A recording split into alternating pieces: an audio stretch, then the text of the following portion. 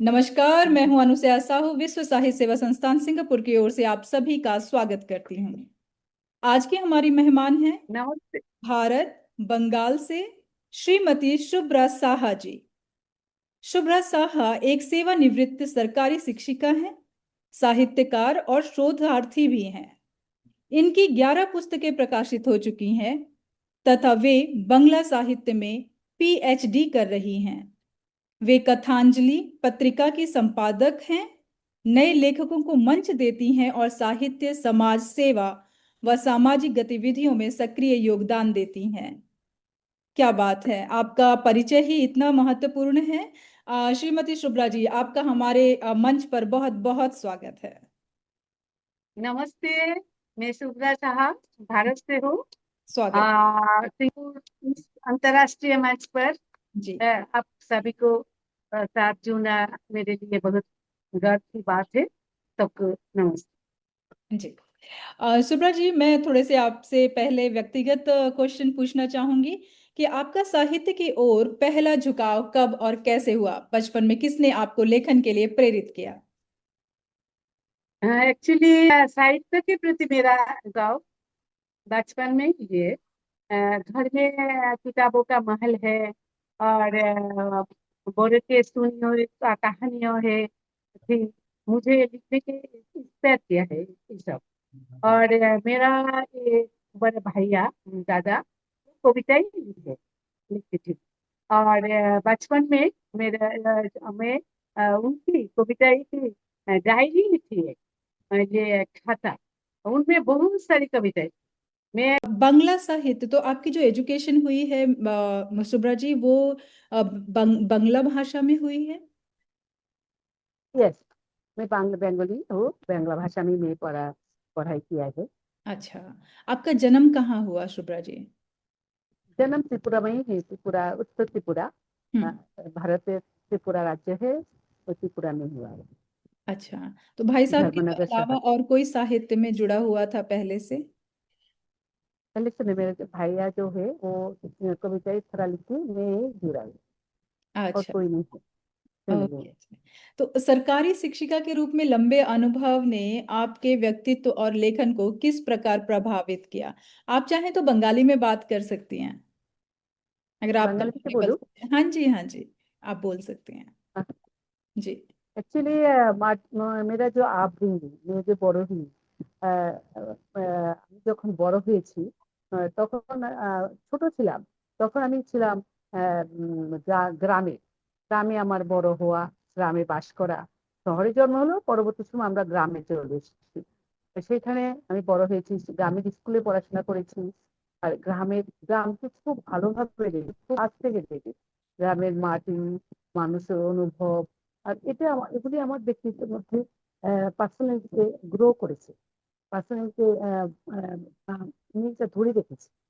আর সে পরবর্তী সময় আমার जब मैं शादी हुई, आफ्टर मैरिज আমি সেটেল হয়েছি শহরে। বাট আমার যে লম্বা ক্যারিয়ার, আমার যে বড় লম্বা চাকরি জীবন, শিক্ষিকা জীবন, টিচার লাইন, কোচিং লাইন, এটা हम्म। আমার ছিল গ্রামের বিভিন্ন স্কুলে। हम्म। সেখানে কাজ করার সুবাদে আমি অনেক কাছ থেকে আরো গ্রাম্য জীবনকে আমি লক্ষ্য করছি। গ্রামের মানুষের সুখ দুঃখ, ওদের ব্যথা বেদনা আমাকে ভীষণভাবে প্লাবিত করতো। আমি বুঝতাম যে ওদের মধ্যে কত সরলতা ওদের মধ্যে, কিন্তু সব আমার লেখার মধ্যে প্রকাশ পেত। আমি সেগুলি সেটাই আমার সাহিত্যের আধার ছিল। সেগুলি আমি ধরে রাখতাম সাহিত্যে। আমার বিভিন্ন লেখার মধ্যে, কবিতার মধ্যে সেগুলি সেগুলিকে আমি আহ, সাহিত্যের আধার হিসেবে দেখেছি। जी। आ, तो सेवानिवृत्ति के बाद भी आपने स्वयं को साहित्य और शोध से जोड़े रखा। रिटायरमेंट के बाद भी आप अपनी साहित्य से जुड़ी रहीं, तो इस निरंतर ऊर्जा का स्रोत क्या है? मेरे लिए साहित्य कोई काम नहीं। साहित्य जीने का एक तरीका है।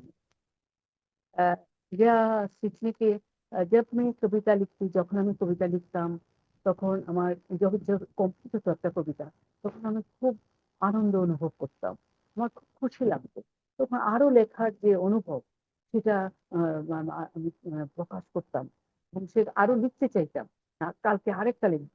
তখন এইভাবে আমি লিখতে, সেটাই আমার আসল উর্জা।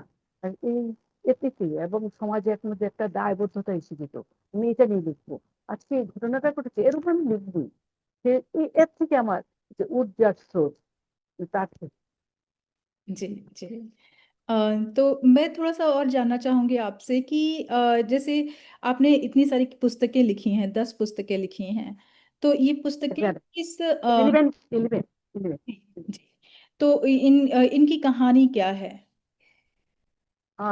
एक्चुअली কাহানি তো ওই একই, যে আমার যে লেখার একটা অভ্যাসে দাঁড়িয়ে গেছে। আহ, আহ, আহ, সমাজের যে অনুভূতিগুলি, সেগুলি নিয়ে আমি গল্প লিখতাম। মনের যে ভাবনা, সেগুলি নিয়ে কবিতা লিখতাম। তাছাড়া আমার স্কুলে, যখন আমি স্কুলে চাকরি করতাম, তখন ছোট ছোট ছেলেমেয়েরা নাটক করতে চাইতো। স্কুল থেকে বলা হতো একটা নাটক কর পরিবেশের উপর, বা সায়েন্স টার্মের উপর একটা নাটক করার জন্য। নাটক খুঁজে পেতাম না, তখন আমি নিজেই লিখতাম সেই নাটক, লিখে ওদের আমি সেই নাটক করাতাম। এ নিয়ে বই লিখেছি। তারপর কোনো জীবনী লিখতে হবে, জীবনী জানা নেই, আমি লিখতেই থাকতাম লিখতেই থাকতাম। তখন সেটা আবার বই হিসেবে প্রকাশ করেছি। এইভাবে আমার লেখা হয়েছে। जी, तो इन किताबों को हम कहाँ ढूंढ सकते हैं? क्या ये ऑनलाइन उपलब्ध हैं? ऑनलाइन में तो अभी तक मैं नहीं डाला। मेरे पास है, मेरा जो पब्लिशर है उनके पास है। जी जी। आप हम्म। समाज सेवा, राजनीति और साहित्य, इन तीनों क्षेत्रों में सक्रिय हैं। इन सब के बीच संतुलन कैसे बनाती हैं? एक्चुअली समाज सेवा, राजनीति, वो तीनों एक दूसरे से जुड़ी हुई है। जुड़ा हुआ है। समाज सेवा, राजনীতি हम्म এবং সাহিত্য, এই हम्म তিনও हम्म একটার সাথে একটা জড়িয়ে আছে। हम्म। আহ, राजनीति আর সমাজ সেবা একই পর্যায়ে রেখে होती मैं है। थोड़ा सा समाज सेवा के राजनीति बारे में और जानना चाहूंगी कि किस तरह की समाज सेवा आप करते हैं, थोड़ा विस्तार से हमें बताएं। ऐसे समाज सेवा करते हैं जो विभिन्न संस्था है। मेरा एक संस्था है, हम्म उस संस्था के जरिए गरीब लोगों को पुस्तक देना, और जब तुम्हारी फ्लड वरना हो जाए तो वो उनको कपड़ा देना, फूड्स देना, ये सब करती हूँ। अच्छा। और राजनीति, मैं राजनीति में थोड़ा जुड़ी जुड़ी हुई हूँ। রাজনীতিটা, जो कोई গরিব লোক যখন কোনো সরকারি সহায়তা না পায় না, আহ, তখন তাকে সাহায্য করি সেটা পাওয়ার জন্য। যেমন আমাদের দেশে মহিলাদের জন্য অনেক যোজনা রয়েছে। আবাস যোজনা, আহ, তারপরে উজ্জ্বলা যোজনা, কন্যা সুকন্যা যোজনা, ভ্যারাইটি যোজনা রয়েছে। যোজনাগুলি সবাই জানেন। বাড়ি में कोई नहीं जानते, অনেক গ্রামের মহিলারা তো জানেই না हम्म মাতৃবন্ধনা हम्म যোজনা। हम्म আমি আমি তাদেরকে বলি যে আপনারা এগুলি করুন, করলে আপনাদের উপকার হবে। সেটাও একটা করি। সেটা আসলে রাজনীতি আর সমাজ সেবা অঙ্গাঙ্গিভাবে জড়িত। हम्म রাজনীতি, সমাজ সেবায়, রাজনীতিকে এক রূপ সমাজ सेवा। हम्म राजनीति पावर, ओनली पावर नहीं है, हम्म डराना धमकाना नहीं है। राजनीति के समाज, जो समाज के लोग को कुछ देना है, समाज के পরিষেবা देना है, ये राजनीति है। हम्म। মানুষকে ভালো करना है, लेकिन উপকার করা भारत में ये মানুষের। सब करना इतना आसान नहीं है, तो बहुत सारे चैलेंजेस आपको फेस करने पड़ते होंगे। तो उन चैलेंजेस के बारे में थोड़ा सा हमें बता सकते हैं? जब आप समाज सेवा करती हैं इस तरह की, तो कहाँ से आपको सोर्सेज मिलते हैं? आप इतना पैसा मिलता है कि आप गरीबों को कपड़ा या मतलब उनकी नहीं मदद? नहीं, मैं ও जो অ্যাকচুয়ালি আমাদের যে সংস্থা আছে, আমরা সবাই চাঁদা তুলে हम्म সেগুলি চালাই। हम्म আর গভর্নমেন্ট লেভেলে যেগুলি, যে গভর্নমেন্ট দেয়, যেমন মাতৃবন্দনা যোজনা, উজ্জ্বলা যোজনা, আবাস যোজনা, যে গভর্নমেন্ট দিতে, এগুলি গভর্নমেন্ট দেয়। তাছাড়া ভালো কাজ করলে কেউ এত সাহস করতে পারে না, খারাপ কাজের পিছনে সবাই লাগে। ভালো কাজ করলে কেউ সামনে এসে বলার অত ক্ষমতা নেই। আমি যেটা ভালো কাজ করি, সেটার জন্য কেউ আমাকে ধমকাতে আসবে না, বা हम्म আমার সামনে এসে দাঁড়াবে না। আমি हम्म যখন একটা খারাপ কাজ করি, তখন সমালোচনা করবে। হুম হুম রাজনীতির ব্যাপারেও তাই। রাজনীতি যে সব শুধু डराना धमकाना, इससे नहीं है। हम्म राजनीति सच्चा राजनीति ऐसी है जो मानुष को, लोगों को सहायता करो, उनका हम्म भालो करो, हम्म आखिरी पौध दिखाओ। हम्म ऐसे करने के तुम्हारा वहाँ अच्छा होगी, तुम्हारी बेटी का अच्छा होगी। जी जी, मैं समझ गई। जी बिल्कुल। तो मैं आपसे हाँ थोड़ा सा जानना चाहूंगी कि आपके हाँ। जीवन में ऐसा कौन सा अनुभव रहा जिसने आपके लेखन को नई दिशा दी है। जिस तरह से आपने किताबें लिखी एक के बाद एक, तो ये कौन सा ऐसा अनुभव था कि आपको ऐसा लगा कि नहीं, मुझे और लिखना चाहिए। যদি একাকিত্ব, একলা থাকার যে একটা বিড়ম্বনা, हम्म সেটা থেকে বেরোনোর জন্যই লেখাকে ধরা। আমি অনেকদিন আমার মেয়ে বাইরে থাকতো, আমার হাজবেন্ড অফিসে চলে যেত, আমি চাকরি করতাম ঠিকই, তো একসময় খুব একা লাগতো। তখন আমি ভাবলাম যে কি লিখি এই সময়, আমার একা খেতে এভাবে। তাছাড়া সমাজের বিভিন্ন কঠিন সময় যায়, তারপর মানুষের যে একটা সংঘর্ষ সংঘর্ষ হয়, সেগুলি নিয়ে একটা বাতাবরণ তৈরি হয়, তার উপর লিখতে চেষ্টা করি। তো এইভাবে এইভাবে আমার প্রেরণা, এই আমার আসল কাজ, जी जी जी সেটাই বিষয়। जी जी। तो बांग्ला साहित्य की समृद्धि परंपरा ने आपके लेखन को किस प्रकार प्रभावित किया। आपको भाषा आती थी इसलिए बांग्ला लिखा, या कोई और रीजन था। Actually I am Bengali. हम्म মাতৃভাষা हम्म মাতৃভাষা মাতৃদুগ্ধ সম। हम्म বাংলা মেয়ে লিখলে मैं सावलील हूँ, हम्म, बेंगली में लिखले लिख सकती हूँ इसलिए। अच्छा। এ বড় কথা যে আমি বাংলা ভাষা জানি, এই জন্য আমি বাংলাতে লিখছি। जी। আমি হিন্দি ভালো জানি না, तो बांग्ला বুঝি की সব। बहुत सारी किताबें आपने पढ़ी भी होंगी। यस, तो वो बहुत सबसे अच्छे साहित्यकार आपको कौन से लगते थे बांग्ला के। হ্যাঁ। ঐতিহ্য যে রবীন্দ্রনাথ, নজরুল, সুকান্ত, शरद चंद्र, बंकिम चंद्र, भूपेंद्र भूषण, बहुत पढ़ा है। रविन्द्रनाथ तो अच्छा अच्छा लिखे, उसे हम्म नोबेल पुरस्कार मिला है उसको हम्म कविताएं के लिए। और हम्म कविता, रविन्द्रनाथ का कविता गाना बहुत अच्छे है, अब हम्म सुने तो अच्छा ही लगता। हम्म एक बोलियो, एक लाइन सुनाती हूँ। हम्म আজি হতে শতবর্ষ পরে, কে তুমি করিছ বসি, আমার কবিতা খানি কৌতূহল ভরে। আজি হতে শতবর্ষ পরে, আজি নব বসন্তের প্রভাতের আনন্দে, লেশ মাত্র ভাগ, আজি তার কোনো ফুল, বিহঙ্গের কোনো গান, আজি তার কোনো রক্তরাগ, অনুরাগ সিক্ত করি পারিটিকে পাঠিয়েছে हम्म তোমাদের করে। हम्म रविन्द्रनाथ। नजरुल विद्रोही कवि, ऊर्जा है, ऊर्जा में भरा हुआ है। बलबीर मम অন্ত, বলবীর মম উন্নত মম শির, শির নেহারি আমার উন্নত শির শিখর হিমাদ, বল মহাবিশ্বের মহাকাশ ফারি, हम्म भूगोल दुलोक गोलोक भेदिया, इससे ऊर्जा भरा है उसकी। और जो ये আমার রবীন্দ্রনাথ ঠাকুর, নজরুল, সুকান্ত, জীবনানন্দ, জীবনানন্দ দাশ গ্রামীণ কবি। গ্রাম हम्म যে পরিবেশে উনকি বাড়ি লিখতে হয়েছে। हम्म আবার আসিব ফিরে ধান সিঁড়ি ফিরে এই বাংলায়, যখন মরে যাব তখন আবার এখানেই আসবো, আমার এই ধানসিঁড়ি নদীর ধারে আমি আবার জন্ম নেব, এখানেই থাকবো।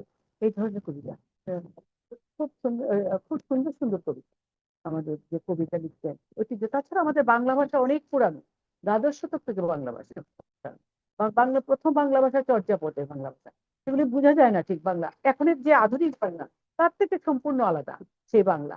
সেটা আলো, সে ভাষাটা হলো আলো হাদারি, ছান্দ ভাষা বলে এটাকে। সে ভাষা এই ভাষার সঙ্গে মেলে না।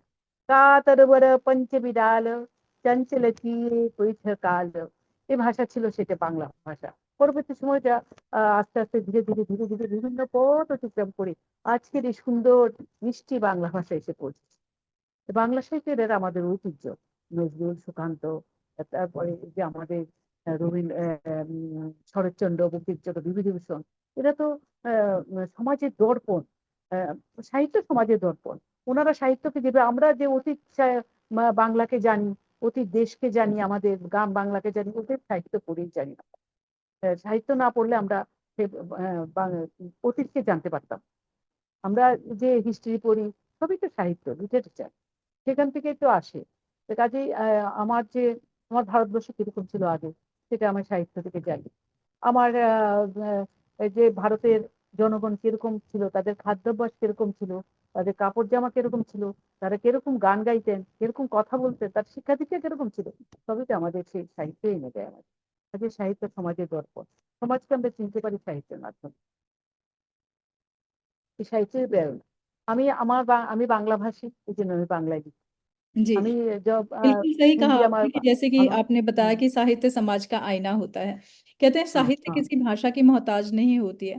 बात यह है कि हम्म, मदर टंग में जो लिखा जाता है वो आत्मा से आवाज आती है, और आती जो है। आप लेखनी हाँ, से निकालते हैं वो कहीं ना कहीं ब्रह्मांड की आवाज होती है। आप जुड़े हुए होते हैं डिवाइन से, और आपके आपके अंदर जो भी भावना होती है उसे आप कलम से उस मातृभाषा के माध्यम से बहुत अच्छी तरह से उतार सकते हैं, ऐसा कहा गया है। इसीलिए बहुत जरूरी है कि आप अपनी मातृभाषा में ही लिखें। आ, इसलिए मैंने आपसे कहा कि आप अपनी मातृभाषा में ही बोलें, ताकि आप अपने दिल से बोल सकें जो भी आप यस कहना यस। चाहती हैं। हाँ जी। हाँ हाँ। थोड़ी ही देर में, ये 4 मिनट के बाद ना बंद हो जाएगा, तो आप इसी ही लिंक में फिर से क्लिक करिएगा, तो फिर से ज्वाइन हो जाएगा, क्योंकि ये आधा घंटे का ही सेशन होता है एक बार का। तो चलिए हम कंटिन्यू रखते हैं, अभी 3 मिनट हैं। तो मैं आगे का सवाल आपसे पूछती हूँ कि आपने कविता, कहानी, उपन्यास और बाल नाटक जैसी अनेक विधाओं में लेखन किया है, तो इनमें आपकी सबसे प्रिय विधा कौन सी है और क्यों? सभी मेरा प्रिय। कविता मेरा आत्मा है, मेरा भावना है। और कहानियां मेरा समाज का जो दर्पण सच्चाई है। और नाटक जो भावना है, পরিবেশ है, उनका নির্যাস है। সবই সবকিছু আমার কাছে ভালো। তা আমি কবিতাও আমি মনের ভাবনা থেকে লিখি, সমাজের সত্যতা দেখে আমি আমার গল্প লিখি। আর নাটক লিখি আমি উপন্যাসও লিখি। আমি নাটক লিখি আমার প্রয়োজনীয় সমাজের পরিবেশ দূষণ থেকে মুক্তি পাওয়ার জন্য, বিজ্ঞানকে আরো তুলে ধরার জন্য, এই জন্য প্রয়োজনীয় লিখি আমি। সব মেरा আমার जी। সবই জীবিকা है। नहीं, बिल्कुल सही बात है। ये तो मैंने ऐसा ही सवाल पूछ लिया कि जैसे एक बच्चे से पूछा जाए कि आपको 4 बच्चों में से कौन सा बच्चा अच्छा लगता है। लेकिन ঠিক ঠিক। फिर जी, लेकिन फिर भी मैं ये जानना चाहूंगी कि जब कहानियां जब उपजती हैं तो क्या देख करके कहानी आपके दिमाग में आती है? क्या कहीं आपने रियल कहानी ऐसी देखी होती है और फिर Yes, आपको ऐसा लगता है कि मैं एक कहानी लिखूं? मेरा सब रियल कहानी, जो कहानी लिखा, नाटक लिखा, उपन्यास लिखा, सब रियल लिखा। समय के साथ जैसा हमारे जो सत्यता एक থেকে আমি নির্যাস নিয়ে লিখছি। तो आपकी एक कहानी আমার मैं आपसे कहानी सुनना चाहूंगी अभी, अगर आप बता सकें तो। कहानी एक कहानी पढ़ सकती हो बुक से, देखना पड़ता है। हाँ, नहीं, आप कहानी ऐसे ही आपको बता दीजिए, जैसे अगर वो सत्य घटना पर आधारित है तो आपको थोड़ी थोड़ी तो पता ही होगा, तो हमें सिर्फ सारांश बताइए, क्योंकि पढ़ेंगी तो आप तो बहुत बड़ा हो जाएगा वो। तो बेहतर होगा कि हाँ आप हाँ। सिर्फ सारांश हमें बताएं कि एग्जैक्टली क्या है उस कहानी के अंदर, जिससे हमारे ঈশ্বর পাশে, हाँ, एक श्रोतागण एक बोलती अंदाजा हूँ। लगा सकते हैं। হ্যাঁ, এক ঈশ্বর পাশেই আছে। এক ছোট্ট এক গল্প গেছে এখানে আমার বইয়ে আছে। এই গল্পটা এরকম যে এক গরিব মহিলা ওর খাবার খুব কষ্ট করে খেত। আহ, কাজ করে, বাসায় কাজ করে তো খেত, কিন্তু ওর চোখ ভয়, রান্না করতে করতে ওর চোখ দিয়ে জল পড়তো। তখন সে সময় কিছুদিন পরেই করোনা হয়। সরকার থেকেও একটা পাশের যে মহিলা সমাজ है, মহিলা মোর্চা है, ওই ওই মহিলা মোর্চা দিদির সঙ্গে ও হাজির হয়। বলে, দিদি আমার তো চোখ দিয়ে জল পড়ে, বলে তোমাকে আমি আমাদের সরপঞ্চ হচ্ছে প্রধানকে কাছে নিয়ে যাব, তোমাকে আমি সরকার থেকে চুলা দেওয়ার ব্যবস্থা করবো। তখন এই সত্যি কাহিনী ওকে আহ, একটা গ্যাসের চুলা ব্যবস্থা করে, উনানের ব্যবস্থা করে, যে ওভেনের ব্যবস্থা করা হলো। এর মধ্যে করোনা হলো দেশে। আমরা জানি করোনা আমাদের কি অবস্থা হয়েছে সবার। এই করোনার সময় হয়তো ওদের কাজকর্ম বন্ধ হয়ে গেছে, খাবার দাবার আছে, সব আছে, কিন্তু হঠাৎ করে গ্যাস শেষ হয়ে গেছে, গ্যাস পাচ্ছে না। তখন আবার ও চোখ যন্ত্রণা, বলেছে এবার তো আমি মরেই যাবো, আর বাঁচবো না। এখন তো গ্যাস পাওয়া যাচ্ছে না, কোথাও গ্যাস দিচ্ছে না কেউ। কিন্তু খাবার দাবার তো বিভিন্ন সংস্থা এসে দিয়ে যাচ্ছে, সরকার থেকে দিচ্ছে। তো গ্যাসের কি উপায় হবে? কাজকর্ম নেই। তখন সে কি করলো, কাজ নেই, এতে কোনো অসুবিধা নেই। তখন সে কি করলো, সে এরকম চোখের যন্ত্রণায় সে হাসপাতালে যেতে পারছে না, করোনার ভয়ে ঘরে শুয়ে শুয়ে ভাবছি এবার আর। और जो महिला उनको ये साहित्यिक भाषा में और सुंदर सुंदर লাগবে। হ্যাঁ, যখন আমি সাহিত্যিক ভাষায় গল্পটা বলবো তখন খুব সুন্দর লাগবে। এমনি ছোট গল্প। তখন ও মহিলা কি মনে মনে ভাবছে যে কি করে ভগবানকে ডাকছে ও। তখন মনে পড়লো কিছুদিন আগে ও মন্দিরে গেছে পাঠ শুনতে। গুরুজি পাঠ করছিল, বলছিল যে ভগবানকে যদি মনের মতো করে ডাকা যায়, মনে প্রাণে ডাকা যায়, তিনি ঠিক সাড়া দেন। তখন ও মন প্রাণ দিয়ে ভগবানকে ডাকে। পরদিন সকালে ওর যে মহিলা মোর্চার দিদি, উনি এলেন, বললো সরকার থেকে এবার সবাইকে গ্যাস দেওয়া হচ্ছে, একটা একটা করে বিনে পয়সা, যাদের যাদের গ্যাস নেই। তখন সে বলল ভগবান তো পাশেই আছেন, আমি এই যাত্রা আমি রক্ষা পেলাম। গল্পটা এই, একদম সাদামাটা গল্প। আমার কাছাকাছি বস্তির একটা গল্প এটা। এটা যখন সাহিত্যিক ভাষায় হবে এটা আরো সুন্দর হবে, বিভিন্ন ঘটনা এর মধ্যে ফুট হবে। ওদের ঘরের কাহানি কাহানি থাকবে, দু একটা স্বামী স্ত্রীর কথা থাকবে, ছেলে মেয়ের কথা থাকবে। গল্পটাই। बहुत खूबसूरत कहानी थी आपकी। आप मुझे थोड़ा सा ये बताएं कि आ, आपकी अब तक प्रकाशित 11 पुस्तकों में से कृति आपके हृदय के सबसे करीब है कौन सी कृति? ये शायद मैंने पूछा है आपसे, नहीं अभी नहीं पूछा है। जी हाँ, तो मैं ये जानना না, चाहूंगी। पूछा हाँ, नहीं। पूछा हाँ, है। এ তো বলা বলা যায় না। কারণ আমি আজকে যে কবিতাটা লিখেছি, কালকে যে কবিতাটা লিখেছি, আজকে যখন আরেকটা কবিতা লিখি তখন মনে হয় যে কালকের কবিতাটা আজকে ভালো হলে ভালো ছিল, আজকেরটা বেশি ভালো হয়েছে। যখন আমার সবগুলি বই বেরিয়ে গেছে, 11 নম্বর ছিল আমার গত বছরের ফেব্রুয়ারি মাসে, 25-এ আমি লিখেছি, 26-এর ফেব্রুয়ারি মাসে বইমেলায় আমার উপন্যাস সারোগেট মা আহ প্রকাশ হয়েছে। সেটা আমার খুব প্রাণের কাছের বই। আমার সারোগেট মা আহ এক সারোগেট মহিলার কাহিনী নিয়ে লেখা, খুব সুন্দর কাহিনী। যে পড়বে ওর ভালো লাগবে।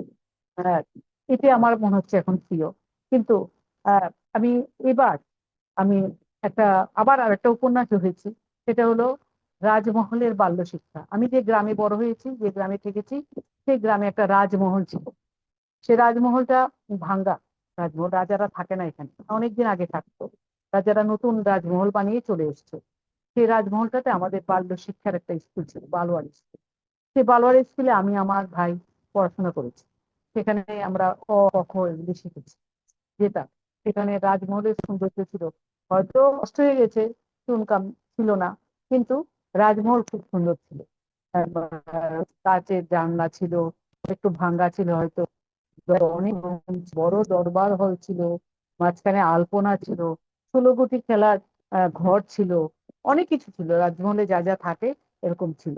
চারিদিকে বড় বারান্দা ছিল, বড় বড় বিশাল বিশাল থাম ছিল। এই রাজমহলে আমি পড়াশোনা করেছি আমার বাল্য শিক্ষা। এটা নিয়ে আমি একটা উপন্যাস, বায়োগ্রাফির মতো অনেকটা বায়োগ্রাফি হিস্টোরিক্যাল সাথে কাহিনীও। সেটা আমি যখন লিখছি তখন আমার সারোগেট মা আমার থেকে একটু দূরে সরে গেছে। তখন যখনই আমি যেটা লিখি মনে হয় এটি আমার কাছে ভালো লাগবে। তো এতদিন আমার সারোগেট মা আমার খুব প্রাণের ছিল। সবাই আসলে এটা নিয়ে বসতো, আমি এটা নিয়ে দু একটা কথাও বলতাম। এখন আমি ওই রাজমহল এর মধ্যে এই শরীর সব প্রথম থাকে, পরে আবার যেটা নতুন হয় সেটা সবচেয়ে শিশুর মতো। মার যখন 2-3 দিন বাচ্চা হয়, ছোট শিশুটাকে আগলে রাখে, বাকিরা চারিদিকে থাকে, এরকম। जी আমার जी। সব বই প্রিয়, बहुत। যখন যেটা सामने আসে সেটা কিন্তু ভাবি। जी बहुत सुंदर। तो वर्तमान समय में बांग्ला साहित्य के सामने सबसे बड़ी चुनौतियां क्या हैं सुप्रा जी? আসলে এখন তো আমাদের যে নিউ জেনারেশন তো বাংলা হয়তো নিজেদের মাতৃভাষাকে নিয়ে আলোচনা করে না, হয়তো ঘরে কথা বলে কিন্তু পড়াশোনার ব্যাপারে বা লেখার ব্যাপারে ওটা ইউজ করে না, দেখা যায়। এটাই তো চুনৌতি আমাদের সবচেয়ে বেশি। ওরা বইয়ের সঙ্গে যুক্ত না, মোবাইল, ইন্টারনেট এসবের সঙ্গে যুক্ত। এইগুলো সবচেয়ে সমস্যা, বড় সমস্যা। এইটা যদি আমাদের সমাধান হয়ে যায় তাহলে আমাদের আর কোনো চিন্তা নেই। এটি আমার, এটা বোঝাতে और হবে। मुझे लगता है कि बोलना तो फिर भी ठीक है, लोग बोलते हैं, जो लिपि है হ্যাঁ, বলতে হবে वो ধর্মে। वो गायब हो হ্যাঁ, गई है। ধর্মে। सब इंग्लिश में हाँ, ही लिखना, लिख मोबाइल में मैसेज भी करते हैं तो इंग्लिश में ही करते हैं, जिसकी वजह से ये जो करते हैं। लिपियां हैं ना हमारी भारत की, वो गायब हो ও, रही। হ্যাঁ, ये सब গায়েব হয়ে चैलेंज। বাংলা ভাষা সেই কিছুদিন আগে আমার গ্র্যান্ড ডটার, ও গান গাইবে, বাংলা গান ইংলিশে লিখে লিখে যাচ্ছে। হারে রে রে রে রে আমার ছেড়ে দেবে তো। ও ইংলিশে লিখছে হারে রে যে এই যে। হ্যাঁ, এইভাবে লিখে লিখে ও শিখছে, কারণ বাংলা ভাষা জানে না, ইংলিশটাই জানে। বাংলা ভাষা মানে বলতে পারে, গাইতে পারে, নাচতে পারে, কিন্তু ওটা লিখতে পারে না, পড়তে পারে না। এই হলো আমাদের চুনৌতি সবচেয়ে। এটা আমাদের জেনারেশন, নিউ জেনারেশনের মধ্যে যতদিন না আনা যাবে, এই প্রবলেম সলভ হবে না। ওটাকে আনতে হবে সবার, শিখাতে হবে। আমরা কেরিয়ারের দৌড়ে যেতে যেতে এটা ভুলে যাই। तो इन चुनौतियों को এটা বেশি। पार करने के लिए आप लोग कुछ कर रहे हैं, जैसे शिक्षिका या सरकार कुछ कर रही है बांग्ला की, कि नहीं हमारी भाषा को उत्तम स्थान হ্যাঁ, मिलना चाहिए और हमारी जनरेशन पढ़नी चाहिए अपनी भाषा, इसके लिए कोई कार्य किया जा रहा है? হ্যাঁ, আমার মাতৃভাষা মাতৃদুগ্ধ সময়, তো সবসময় আমরা বলছি যে আগে মাতৃভাষায় শেখো, তারপর তুমি অন্য ভাষা শেখো। তা বলতে ইংলিশ ইংলিশ মিডিয়াম স্কুল সব এখন, সেখানেও বাংলা ভাষাটা থাকে আমাদের। আহ, যারা হিন্দি ভাষী, ওদের হিন্দি ভাষা থাকে, অন্য যে কোনো ভাষী, কন্নড় ওদের কন্নড় থাকে, এভাবে প্রত্যেকে থাকে। তামিলদের তামিল ভাষা থাকে, এই প্রত্যেকেরই ভাষা। সেটা ছাড়াও দেখা যায় যে অনেকে চয়েস করে না, অনেকে হিন্দি নিয়ে, বা কেউ নেয়ই না, ইংলিশ নিয়ে পড়াশোনা করে। কিন্তু মাতৃভাষা পড়াটা বড় জরুরি এখন সবসময় পড়ে। গভর্নমেন্ট থেকে তো এটা করানোই হচ্ছে, গভর্নমেন্ট স্কুলগুলোতে। আমাদের এখানে আমরা তো বাংলা ভাষী, বাংলা ভাষা কম্পালসারি করতে হবে, जी। এটা সরকার থেকে বলা হচ্ছে। जी जी। এই যার খুশি পড়ে हम्म। পড়ে। এখন যারা এটা বেঙ্গল, এখন এখন হায়দ্রাবাদ তারা তেলেগু শিখে, সেখানে বাংলা ভাষা নেই, কাজে ওর তো সেটা হচ্ছে না। সেটা এখানে যে আছে সে শিখছে, ওখানে যারা আছে ওরা, ওদের বাংলা ভাষা হচ্ছে। ওরা जब হিন্দি শিখছে বা बिहारी भाषा और बांग्ला भाषा थोड़ी थोड़ी सिमिलर होती है। बिहारी भाषा हिंदी में नहीं, अच्छा। बिहारी हिंदी अच्छा। ज्यादा, हिंदी बांग्ला। जी। उड़ीसा का थोड़ा मिलती है। हाँ। उड़िया का जो भाषा, उनका खाना पी भाषा थोड़ा बांग्ला, बांग्ला में कुछ थोड़ा मिल जाते हैं। जी जी। तो आपकी पत्रिका कथांजलि नए लेखकों को मंच प्रदान करती है, यह विचार कैसे आया आपके मन में? ये मेरा आत्मा है। পতঞ্জলি সাহিত্য পত্রিকা এই বিচারায় আমি যখন দেখি যে অনেক লেখা আছে ভিতরে আছে, তো লিখতে লিখলেও ওরা কোথাও পাস করার সুযোগ পাচ্ছেন, কারণ লেখা ভালো হচ্ছে না। একবারে তো আর ভালো হবে না, ধীরে ধীরে হবে। তখন আমার মনে করলাম আমি একটা প্রকাশ করবো, যে এদের লেখাগুলি আমি আমার পত্রিকায় ছাপবো। এই অনুভব থেকে আমি ওদের লেখা নিতাম ওদের কাছ থেকে, এখনো তাই করছি আমি। ওদের কাছ থেকে নিয়ে আমি লেখা ছাপি, ওরা খুব খুশি, আনন্দিত হয়, আরো লেখার প্রেরণা যোগায়, ওরা প্রেরণা পায়, তা আরো লিখতে থাকে। বহু লেখক লেখিকা আছে আমার পত্রিকাতে লেখা, কথা বলতে আমি বিভিন্ন থিম দিয়ে, বিভিন্ন আজকে রবীন্দ্রনাথের উপর লিখবে, এইবার সবাই রবীন্দ্রনাথ লিখবে, এবার ঈশ্বরচন্দ্র বিদ্যাসাগর উপর লেখো, অগ্নি নিবেদিতার উপর লেখো, রানী অহল্যাবাইয়ের উপর লেখো, এই ধরনের থিম দিয়ে দিই। এবছরে আমার থিম হলো বন্দে মাতরম। বন্দে মাতরম সাহিত্য সম্রাট লেখা উপন্যাস, আমাদের যে ভারত আত্মার প্রতি রাষ্ট্রীয় সঙ্গীত বন্দে মাতরম, সেটা আমরা 150 বছর পূর্তি, 150 বছর আগে বঙ্কিমচন্দ্র এই গানটি লিখেছিলেন। আজ সেটা 150 বছর পূর্তি উপলক্ষে অনেক কার্যক্রম হচ্ছে সারা দেশে। আমিও আমার যে কথা, সেখানে আমি সবাইকে সব সাহিত্যিকরা, কবিরা, নতুন কবিরা সবাই এই বন্দে মাতরমের উপর লিখছে, লেখালেখি করছে। এখন আমাকে অনেকে লেখা পাঠিয়েছে, আমি সেটা এবার ছাপবো পতঞ্জলিতে। এই এভাবে আহ, প্রেরণা যোগানোই আমার কাজ তাদের क्या মধ্যে। बात है, क्या बात ওরাও লিখছে। है। जी। এই যে আমার একটা সংস্থা আছে, কথাঞ্জলি সংস্থা, जी। এখানে সব মহিলা, প্রচুর মহিলারা আছে এখানে। মহিলা কবিরা আছে, মহিলা শিল্পী সঙ্গীত শিল্পীরা আছে, মহিলা রিসাইটেশন করে, কবিতা পাঠ, বিভিন্ন কার্যক্রম করে ওরা এই সংস্থাতে থেকে। जी তাছাড়া আমার যে बहुत কথাঞ্জলি सुंदर, बहुत পত্রিকাটি, खूबसूरत। और इसे এবছর ऐसे আমার कार्यों की কথাঞ্জলি, जरूरत है, হ্যাঁ ऐसे कार्यों की হ্যাঁ जरूरत है, इस तरह के मंच की হ্যাঁ, जरूरत है साहित्य के लिए। বহুত হ্যাঁ, বহুত প্রোগ্রাম আমরা করে থাকি কথাঞ্জলির উপরে। বিভিন্ন রবীন্দ্র জয়ন্তী, এতে রবীন্দ্র জয়ন্তী আসছে 25শে বৈশাখ, বড় প্রোগ্রাম হবে সেখানে।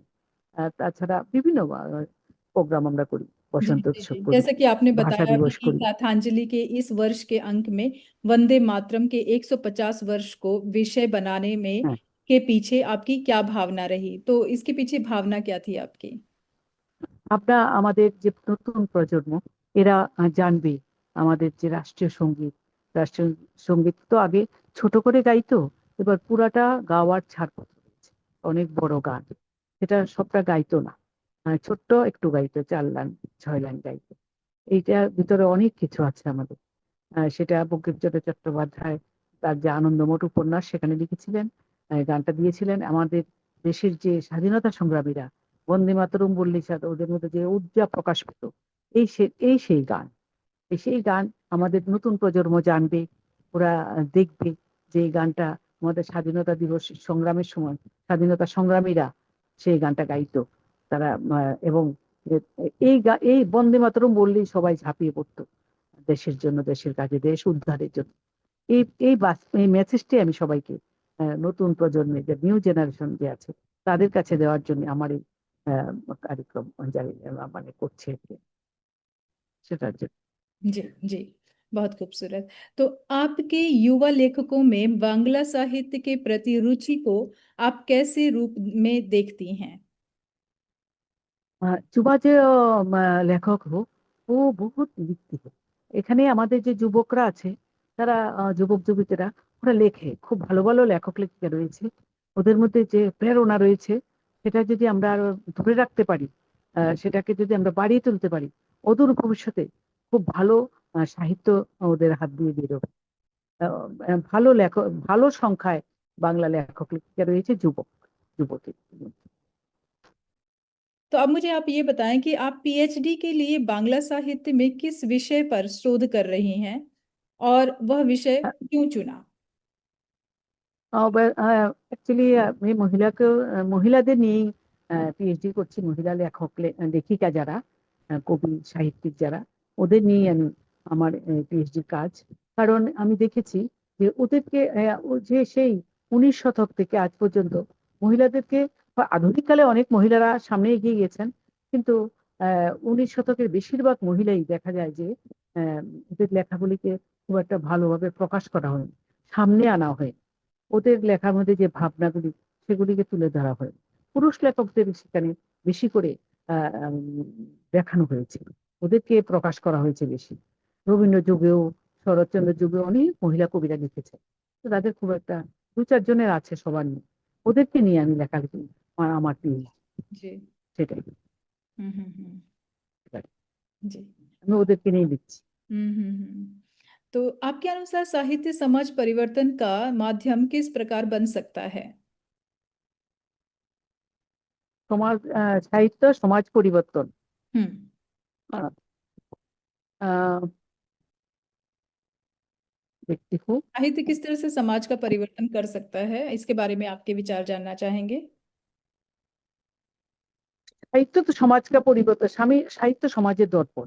हम्म। अ, आप देखिए जो एक ছোট লেখা, একটা ছেলে যদি সে নেশাগ্রস্ত হয়ে যায়, হ্যাঁ, তো নেশাগ্রস্ত হয়ে গেলে তার তার মা বাবা যদি তাকে আহ, উম, সুন্দর সুন্দর কাহিনী শোনায়, প্রেরণাদায়ক গল্প শোনায়, এই গল্পটা পড়লে সে যদি উৎসাহিত হয়, সে কবিতা শোনায়, কবিতা শেখায়, কবিতার স্কুলে ভর্তি করায়, গানের স্কুলে ভর্তি করায়, গান শেখায়, গান শোনায়, গান শুনতে তার খুব ভালো লাগবে, তখন তখন সে ওই নেশা থেকে বেরিয়ে আসবে, তার জীবনটা সুন্দর হবে, সে যে লিখতে চাইবে, সাহিত্য লিখতে চাইবে সে তখন। বলে, আমিও লিখছি, সে এত সুন্দর একটা কবিতা লিখেছে, লিখে ছাপিয়েছে, সে কবিতাটা পাঠ করেছে স্টেজে উঠে, আমি করব, তাকে প্রাইজ দেওয়া হয়েছে, हम्म। তখন আমিও করবো এটা।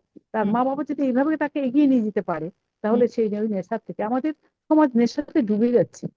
সমাজে অনেক নেশাগ্রস্ত ছেলে মেয়ে রয়েছে, তাদেরকে এইভাবে আনা যায় সাহিত্যে। সেই দিক থেকে সাহিত্য নিশ্চয়ই প্রেরণাদায়ক।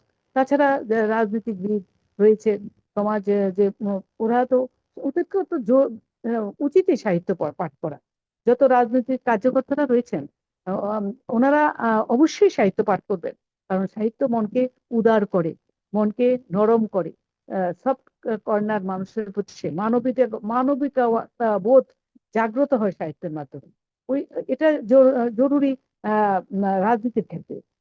একজন রাজনীতিবিদ যদি মানবহীন হন, তাহলে সেই রাজনীতি আসল রাজনীতি হয় না। রাজনীতি শুধুমাত্র পাওয়ার খাটাবো এরকম নয়। রাজনীতি মানুষকে ভালো করার জন্য, মানুষের ভালো সেবা করার জন্য। রাজনীতিটা সমাজ সেবা। সে যদি সাহিত্য পাঠ করে, সাহিত্য পড়ে, তাহলে তার সমাজ সেবাটা আরো বেশি সুন্দর হবে। মানুষের আরো কাছে যেতে পারবে, মানুষের হৃদয়কে বুঝবে, মানুষের ভাবনাকে বুঝবে। তখন সে তার রাজনীতি এক সার্থকতায় রূপান্তরিত হবে।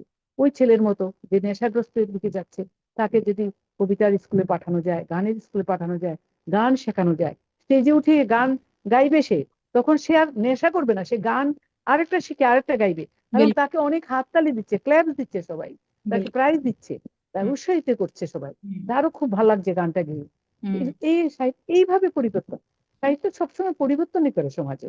সাহিত্য শুভই হয়, অশুভ কিছু হয় না। সাহিত্য পজিটিভ সাহিত্য সবসময় बिल्कुल শুভই হয়। बिल्कुल बिल्कुल সাহিত্য সত্যি सकारात्मक साहित्य, সত্যিকারের साहित्य का সেবা। नाम ही होता है कि साहित्य समाज का हित करने वाला लेख। हाँ, हित करने का। अगर वो समाज का ये हित जो नहीं हित करता है करे, तो उसे साहित्य नहीं कहा जा सकता है। नहीं नहीं, साहित्य नहीं हो। हम्म। साहित्य ऐसी है जो हम्म। समाज का कल्याण करती है, हम्म। जी बिल्कुल, बहुत अच्छा लगा कल्याण के आपके लिए। विचार जानकर। तो चलते बढ़ते हैं हम अपने अगले प्रश्न की ओर कि आपके अनुसार एक वरिष्ठ साहित्यकार के रूप में एक नए लेखकों को आप क्या संदेश देना चाहेंगे? খুব লেখো, খুব ভালো করে লেখো। সবাইকে বলবো আমি, মন লাগাকর লেখো। আর সত্যিকারের ঘটনা লেখো, সত্যি ঘটনা লেখো। আর পড়ো, খুব ভালো করে পড়ো, বই পড়ো। এবং আম, সমাজকে চিনতে চেষ্টা করো, মানুষের হৃদয়কে ছুঁতে চেষ্টা করো। আহ, মানুষের মধ্যে যে সিম্পলিসিটি, সেগুলি ধরে রাখো। একদিন তোমার লেখা দেখবে মানুষের হৃদয়ে गए प्रवेश करবে। जी जी बिल्कुल सही। बहुत अच्छा संदेश दिया आपने। मैं थोड़ा सा ये जानना चाहूंगी कि जैसे भारत में पहले के जो लेखक थे, जो अब नहीं हैं, लेकिन वो अपनी किताबें लिखकर चले गए हैं, उन्होंने जो देखा समाज में उसका वर्णन किया, उसके बारे में लिखा। अगर कुछ उन्होंने ऐसी कहानियां देखी कि जो सही नहीं हो रही हैं, कुछ समाज में कुरीतियां हैं, तो उनको उनके उद्धार के लिए उन्होंने वो कहानियां लिखी और उन समाज में वो कुरीतियों को ठीक करने के लिए लिखी। तो आज के समय में कुछ अलग तरह की कुरीतियां हैं जिन्हें शायद हम नहीं समझ पा रहे हैं, लेकिन जो आने वाली जनरेशन है वो समझ पा रही है। तो अगर वो कुछ लिखते हैं ऐसा, तो क्या आप वो लोग उन्हें समझ पाएंगे? देखिए, আহ, আগে আগে যারা লিখেছে, রাজা রামমোহন রায় সমাজকে পরিবর্তন করেছে, जी হ্যাঁ, जी সেটা এখন আর দরকার নেই। जी जी। হ্যাঁ, সতীদাহ প্রথা, हम्म। তারপরে আরো অনেক প্রথা ছিল, আমাদের কুসংস্কার ছিল সমাজে। हम्म। কুলীন প্রথা, हम्म। একজনে অনেক বিয়ে করতো, তারপর সতী হতো, ওদেরকে পুড়িয়ে মারা হতো, এগুলি এখন সমাজে নেই। ওরা লিখে গেছে এগুলি। हम्म। এখন সেগুলি আর এখন আর পড়ে না। हम्म। এখন নতুন নতুন দিক উন্মোচন হচ্ছে, নতুন নতুন দিশা দেখাচ্ছে, সেগুলিও লিখছে। এখন যে আধুনিক লেখা, তো অন্য স্টাইলের লেখা, সেই স্টাইলগুলিও ঠিক আছে সমাজের জন্য। এখন আর পুরোনো লেখাগুলি চলে না বললে আমরা ভুল করব। কারণ সেইগুলিকে আমাদের এগিয়ে নিয়ে গেছে, আমার মা বাবারা আমাদেরকে বড় করেছে, এই জন্য এরা তাদেরকে আমরা শুনবো না, সম্মান করব না, সেটা নয়। এখন আমার মেয়ে অনেক, আরো আমার থেকে অনেক বেশি জানে, সে আরো উন্নত সমাজে গিয়ে মিশে। আমি এই জন্য সে আমাকে বুঝবে না, সেরকম তো নয়। আমি আমার মা বাবা আমার শিখিয়েছে কিভাবে লিখতে হবে, পড়তে হবে। আমাকে আমার দাদু শিখিয়েছে কিভাবে লিখবে, অঙ্ক শিখিয়েছে কাঠি দিয়ে। হ্যাঁ, সেটাকে আমি তো ব্যাকডেটেড বলতে পারি না। সেটা যতই পুরানো হোক, পুরানো হলেও সেটাকে আমি ব্যাকডেট বলতে পারি। শিখে এসছে, এখন আমরা এটা থেকে আরো উন্নত মানের সুন্দর সুন্দর লেখা, আমরা এত সুন্দর বই পাই। কত সুন্দর আতা, এভাবে আমরা পাইনি। আর এখন সেরকম সাহিত্য সেই যে আমাদের যে পুরানো লেখকরা, ওদের লেখা হয়তো এখন আমরা সেগুলি জানি, কিন্তু সেগুলি আমাদের প্রয়োজন নেই, কিন্তু সেগুলি আমরা পড়ে শিখেছি, দেখেছি ওরা সমাজের জন্য লিখেছে। আর এখনের জেনারেশন পরবর্তী জেনারেশনের জন্য লিখছে, সেটাও আমরা ফেলে দেওয়ার মতো কিছু নেই, সেটা আরো উন্নত। এখন স্পেসে যাচ্ছে, সেগুলি নিয়ে লিখছে, কত রকমের লেখা এখন বেরিয়েছে, সুন্দর সুন্দর লেখা, খুব ভালো। এখন নিউ জেনারেশনের অনেক ছেলে মেয়েরা তো ভালো ভালো লিখছে, মানে ইন্টেলেকচুয়াল লেখায়, ওগুলো পড়লে বোঝা যায় ওদের ব্রেন কত খেলে। আগের মতো ধারাবাহিকতা নেই, কিন্তু একটা হিস দিয়ে বুঝিয়ে দিচ্ছে সব, এগুলি অনেক সৌন্দর্য লেখা। ওদেরকে অনেক বাহবা দিচ্ছি আমি, অনেক ধন্যবাদ ওদের এসব লেখার জন্য, নিউ জেনারেশন যারা সিরিজে লেখে, जी সিনেমার জন্য লেখে। जी जी, बिल्कुल सही कहा आपने। जी, तो हमारे काफ़ी प्रश्न पूरे हो चुके हैं और शुभ्रा जी आपने प्रश्नों के उत्तर बहुत ही सटीक और बहुत अच्छे दिए, जवाब दिए हैं आपने। और साहित्य से जुड़कर आपने जितना अपनी पूरी उम्र उसमें गुजारी है साहित्य में, तो डेफिनेटली आपने बहुत समाज के लिए कार्य किया है। जिस तरह से समाज सेवा, राजनीति और शिक्षिका बनकर आपने अपने जीवन को सार्थक किया है और समाज को बहुत कुछ दिया है, तो इसके लिए आभार तो है ही हमारा। और आप हमारे मंच पर आई हैं और हमें आपसे बात करके बहुत अच्छा लगा है। भाषाएं भले ही अलग हों, हिंदी हो, बांग्ला हो, गुजराती हो, साहित्य मातृभाषा के आधार से जो लिखा जाता है वो आत्मा से लिखा जाता है, और आपकी आत्मा की भाषा सुनकर हमें बहुत प्रसन्नता हुई है। तो आप हमारे मंच पर आए, हमसे बात की, इसके लिए बहुत बहुत धन्यवाद और बहुत बहुत शुक्रिया। आपको भी आपको भी ধন্যবাদ।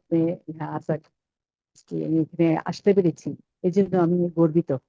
আপনারা আমাকে ইন্টারন্যাশনাল মঞ্চে এনেছেন, এর জন্য আমি মন থেকে খুবই কৃতজ্ঞ আপনাদের কাছে। নমস্কার। जी, आप इसी तरह से समाज की सेवा करती रहें और साहित्य लिखती रहें। फिर कभी मौका मिलेगा तो हम आपको अपने मंच पर ज़रूर बुलाएंगे। तब तक के लिए मस्त रहिए, लिखते रहिए। शुभ रात्रि।